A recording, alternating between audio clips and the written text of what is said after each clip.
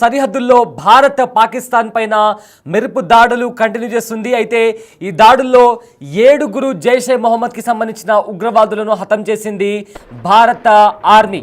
అయితే ఆ cross firing జరుగుతున్న నేపథ్యంలో పాకిస్తాన్ రేంజర్లకు సంబంధించి ఒక 7 పాకిస్తాన్కి సంబంధించిన జైషే మొహమ్మద్ ఉగ్రవాదులు అక్కడ నక్కి ఉన్నారని తెలుసుకున్న భారత ఆర్మీ ఆ 7 మంది జైషే మొహమ్మద్ ఉగ్రవాదులను కాల్చి చంపేసింది. అయితే జమ్మూ కాశ్మీర్లోని సాంబా జిల్లా సరిహద్దుల్లో కాల్పులు జరిగాయి.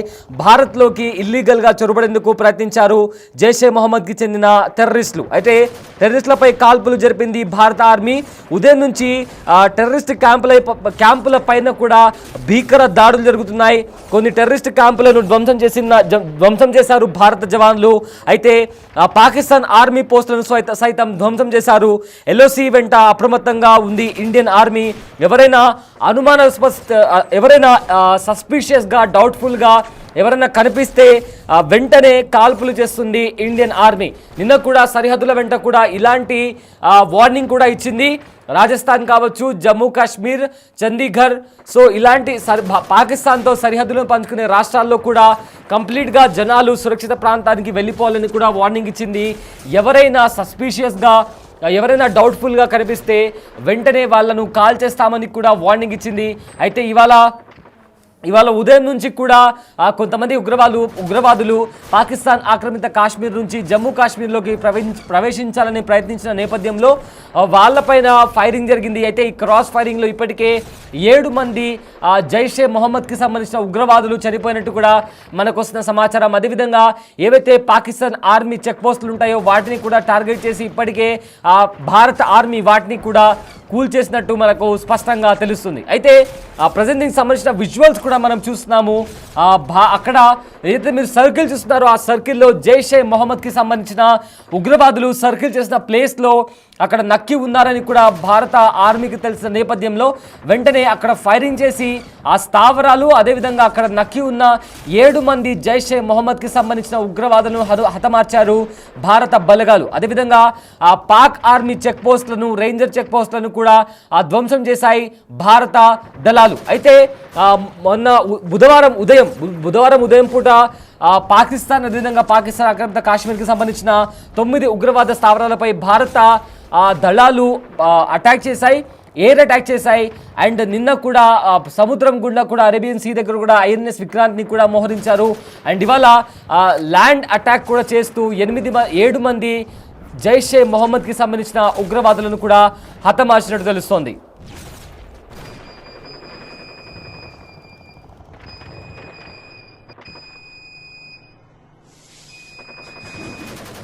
అవుతున్నాయి. భారత్ను నేరుగా ఎదుర్కోలేక దొంగ దెబ్బ తీసే ప్రయత్నాలు చేస్తుంది.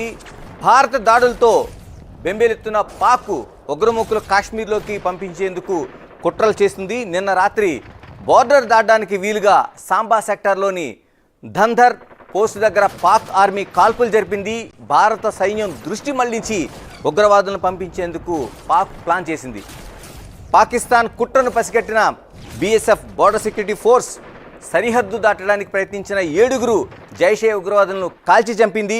మనం బిగ్గెస్ట్ అంటే ఏదైతే ఒకవైపు సైన్యంతో దాడి చేస్తూనే మరోవైపు ఉగ్రవాదుల్ని పంపించి ఆ సైన్యానికి సంబంధించిన భారత సైన్యాన్ని ఒక కళ్ళుగప్పి లోపలికి ప్రవేశించి లోపల అంతర్గత కుట్రగా సామాన్య ప్రజల్ని చంపడానికి జైషే ఉగ్రవాదులను పంపించిన కుట్రని భారత్ తీవ్ర స్థాయిలో దాన్ని ప్రతిఘటించింది, భగ్నం చేసింది. రావు గారు మనం చూస్తున్నాం అంటే ఏ స్థాయిలో దిగారంటే చివరికి ఒకవైపు సైనికులతో దాడి చేయిస్తున్నారు, సామాన్యం చంపుతున్నారు. మరోవైపు ఏదైతే తీవ్రవాదులు ఉన్నారో జైషే వాళ్ళతోని ఒక పోస్టులోనికి ప్రవేశించి చంపడానికి ప్రయత్నం చేస్తున్నారు. ఎలా చూడాలి? ఏం చేస్తారంటే ఇప్పుడు వాళ్ళ స్థావరాల మీద ఆల్రెడీ ఫైర్ చేసాం. ఇప్పుడు ప్రస్తుతానికి వాళ్ళ క్యాంపులు ఇవన్నీ చాలా డిస్ట్రాయ్ అయినాయి.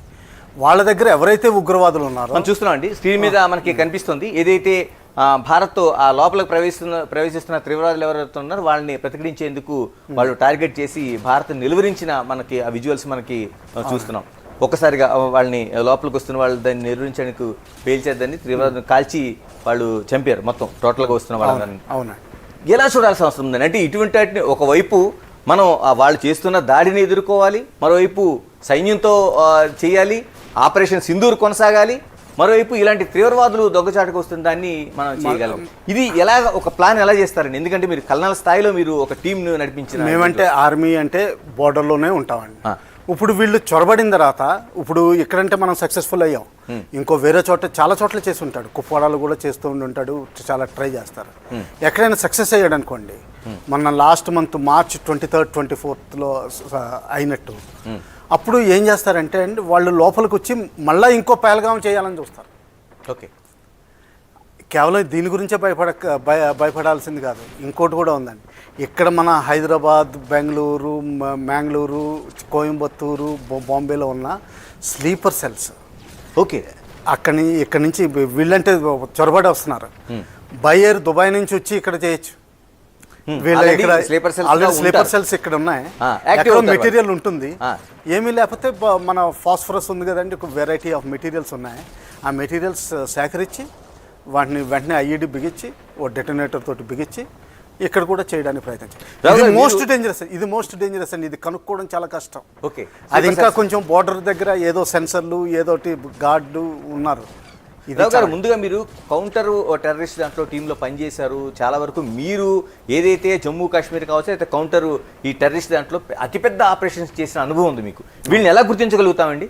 ఇప్పుడు ఇలాగ లోపలికి వస్తున్న వాళ్ళని, అంటే ఒకవైపు యుద్ధ వాతావరణం లాగే కొనసాగుతుంది, మన ఆపరేషన్ కొనసాగుతుంది, ఇలాంటి వాళ్ళు దొంగచాటుగా ఇలా ప్రవేశించే వాళ్ళని ఎలా గుర్తించగలుగుతాం? మనం ముందరైన ఏరియాని అబ్జర్వ్ చేస్తూ ఉంటామండి. కొన్ని ఇండికేషన్, ఎందుకంటే వాళ్ళు డైరెక్ట్గా ఏదో వచ్చి దూరారు, ముందర కొంచెం చూసుకుంటాడు, సాయంకాలం వస్తాడు. జనరల్గా వీళ్ళకి కూడా కొన్ని డ్రిల్స్ ఉంటాయండి, ఏదో మామూలుగా యథాలాపంగా చేయడం కాదు. 4ంటికి కూర్చుని నమాజ్ చదువుతారు ఇండియా సైడ్ చూసి, ఇది కూడా చేస్తారు. పబ్లిక్లో కూర్చుని 5-6 కూర్చుని ఒక మౌలవి వచ్చి ప్రార్థన చేస్తాడండి, సక్సెస్ఫుల్ ఇన్ఫిల్ట్రేషన్ ఈరోజు అవుగా కానీ ఆయన ఆశీర్వదిస్తాడు. తర్వాత వీళ్ళందరికీ మంచి భోజనాలు పెడతారు, తర్వాత సాగనంపుతారు. ఆ సాగనంపు కొన్ని ఇండికేషన్స్ వస్తాయండి, ఎంత సీక్రెట్గా చేయాలని చూసినా కానీ కొంచెం ఇండికేషన్స్ వస్తాయి. తర్వాత ఏంటంటే రాత్రి మనకి హ్యాండ్ హెల్డ్ థర్మల్ ఇమేజెస్ ఉన్నాయండి. అంటే జవాన్లు ఏం చేస్తారంటే వేడిని పసిగట్టేస్తుందండి 1.5 కిలోమీటర్స్ వరకు. ఇవి మెయిన్లీ ఇజ్రాయెల్ దగ్గర నుంచి ఫ్రాన్స్ దగ్గర నుంచి మనం కొన్నాం బైనాకులర్స్ లాగా. అందులో చూస్తే ఏంటంటే ఎక్కడ వేడి కనిపిస్తుందో అది వెంటనే చెప్పేస్తుంది. ఇవి చూస్తున్నది అదేనండి. ఎగ్జాక్ట్లీ. ఇప్పుడు చూడండి అంతా ఇదంతా మీకు కెమెరామెన్స్ కూడా తెలుసుంటుంది, ఇది ఇన్ఫ్రారెడ్ ఇదంతా ఎలా ఉందో. ఇది హ్యాండ్ హెల్డ్ థర్మల్ ఇమేజర్ లో కనిపించింది అనమాట అండి. Hand held thermal imaging. Okay, అది అలా చూడంగానే మీకు ఎంఆర్ఐ స్కాన్ ఉంది కదండి, ఆ ఎంఆర్ఐ స్కాన్ లాగా ఇలాగ వస్తుంది. ఇప్పుడు మీకు అనిపించట్లేదు ఇది ఎంఆర్ఐ స్కాన్? ఇందులో హీట్ ఎక్కడైతే ఉందో దాన్ని అది కనిపిస్తుంది అనమాట. ఎందుకని హీట్ వీళ్ళ దగ్గరే ఉంటుంది అంటే వెపన్స్ 98 మనం ఇప్పుడు మన టెంపరేచర్ 98 degrees అండి. ఓకే, సో 98 degrees కి దానికి క్యాలిబ్రేట్ చేసామన్నమాట. 36 degrees అయితే కనిపించదు, 98 degrees అన్నది ఆరెంజ్ స్పాట్ లో కనిపించి మీకు కనిపిస్తుంది. ఓకే, ఇప్పుడు అలా గుర్తించింది అనమాట. అంటే ఇప్పుడు ఈ మనుషులు కాబట్టి 98, మరి జంతువులు లాంటివి వచ్చి అందుకని వాళ్ళు కూడా ఏం చేస్తారంటే వాళ్ళకి కూడా కొన్ని టెక్నిక్స్ ఉన్నాయి. ఆవుల్ని మేకల్ని కొంచెం వదిలేస్తారు. అది కూడా మనకి ఏదైతే ఎవరైతే ఉష్ణోగ్రత మెయింటైన్ చేసే వాళ్ళు ఉన్నారో దాదాపు ఇదే టెంపరేచర్లు ఉంటాయండి 90 to 100 వరకు. సో అదేంటంటే అది కూడా మనకి ఇలాగే కనిపిస్తుంది, రెడ్ డాట్ కింద ఇలాగా కొంచెం కదులుతున్నట్టు, మెల్లగా కదులుతున్నట్టు, లోడ్ వస్తుందా లేదా అనేది. కాకపోతే మనకి జవాన్లకి ఎంత ఎక్స్పీరియన్స్ ఉందంటే లాస్ట్ 35 years చేసి మనవాడు చెప్పగలుగుతాడు, సార్ ఆడు స్లోగా నడుస్తున్నాడు, ఆడు వంగి నడుస్తున్నాడు, వాడి భుజాల మీద లోడ్ ఉంది, అది 30 kgs ఉండొచ్చు, 5 kgs ఉండొచ్చు అని అది కూడా అంచనా చేస్తారండి. మేము టెస్ట్ పెడతాం. ఎన్ని కిలోమీటర్ల నుంచి చూడగలుగుతారు రావు గారు? 1.5-2 kilometers కనిపిస్తుందండి. 1.5-2 kilometers క్లారిటీ తోటి. అక్కడ నుంచి ఒక జవాను ఇందులో చూసి ఈ పిక్చర్లోన వాడు భుజం పైన ఉన్న బరువు ఎంత ఉంది, వాడు ఎంత స్పీడ్ నడుస్తున్నాడో, పరిగెడుతున్నాడో, ఇలాంటివి కూడా చెప్పగలుగుతారు. ఇలాంటివి కూడా అంటే ఇది ప్రత్యేక ట్రైనింగ్ అండి ఏమైనా? ట్రైనింగ్ తర్వాత ఏంటంటే అనుభవం. ఓకే, రోజు చూస్తూ ఉంటే అనుభవం వచ్చేస్తుంది. సో ప్లస్ ట్రైనింగ్ ఇస్తామండి మేము. నేనైతే టెస్ట్ కూడా పెట్టేవాడిని మాడికి. అంటే ఇప్పుడు ఇదేంటిది ఉల్టా నడుస్తుంది, ఒక ఆవు నడుస్తుంది, ఒక కుక్క నడుస్తుంది, ఒక కుక్కలాగా మనిషి నడుస్తున్నాడు, ఇప్పుడు మనిషిని కుక్కలా నడుస్తున్నాడు అనుకోండి. అంటే కౌంటర్ టెర్రరిజం ఇదో పార్ట్ అండి. ఓకే, అలా కూడా ట్రైనింగ్ ఇస్తామండి. అంటే 2 కాళ్ళ మీద కాకుండా 4 కాళ్ళ మీద నడిచేది అనుకోండి, అది మీకు బహుశా కుక్క అనిపించచ్చు, లేకపోతే ఏదో అక్కడ లెపర్డ్స్ అవి కూడా తిరుగుతూ ఉంటాయి కదండి. ఓకే, కానీ ఇప్పుడు లెపర్డ్ ఒకటి తిరుగుతుంది, మనుషులు 2-3 తిరగవు. ఓకే, ఇదంతా వస్తుంది అన్నమాట.